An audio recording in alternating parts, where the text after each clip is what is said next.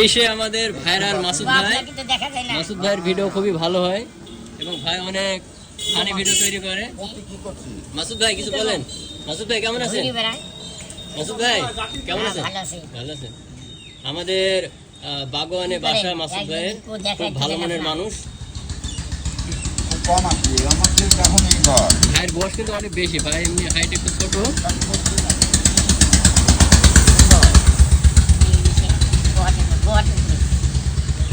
ভাই এখন ভিডিও করার জন্য যাবে, ভাই এখন ব্যস্ত।